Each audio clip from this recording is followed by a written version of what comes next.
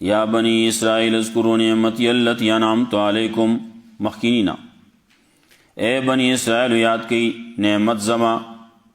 یہ شکریہ ادا کوئی زما د نعمت آغا چی انعام کرلے ما تاسو باندې واوفو بعهدی اوفی بعهدکم نو پورا کوئی وعده زمانو پورا بکم وعده ستاسو ویایا فرحبون او خاص زمانو یریږئ وآمنوا بما انزلت مصدقا لما معکم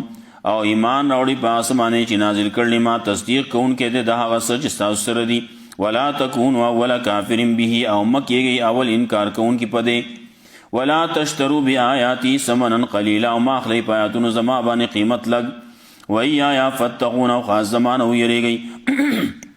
ولا تلبسوا الحق بالباطل او مګډوډ کوئ حق د باطل سره وتکتموا الحق او مپټوئ حق لرا وانتم تعلمون حال دا چې تاسو پوهیږئ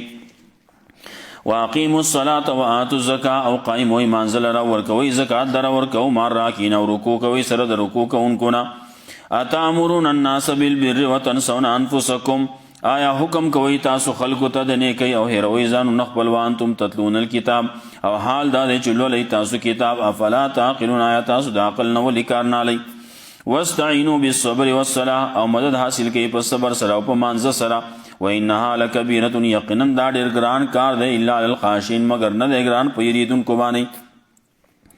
الذين يظنون دا کسان دي چې یقین کوي انهم ملاقو ربهم چې دی ملاقات کوونکي د خپل رب سره وانهم الیه راجعون او یقینا دی الله ته ورګرځیدونکي دي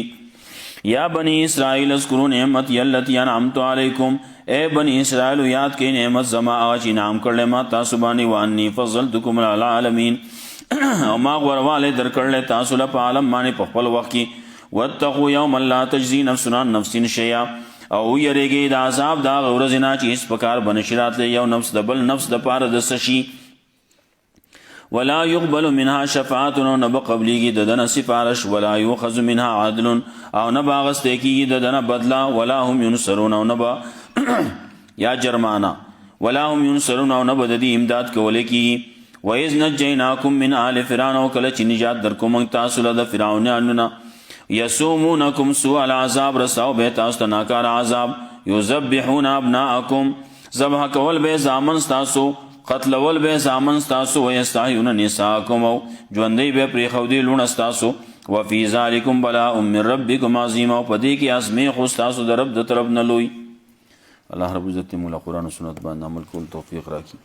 الله رب عزت زموږ مسلمانانو څومره چې د کافرانو طرف نه په ظلم کې مبتلا دي ظلم کې گیر دي الله رب عزت دې دغه امدادو کې الله دې دغه ظالمانو د پنجې نه خلاص کړي الله دې زموږ حامی او ناصر شي اللهم انا علی ذکرک و شکرک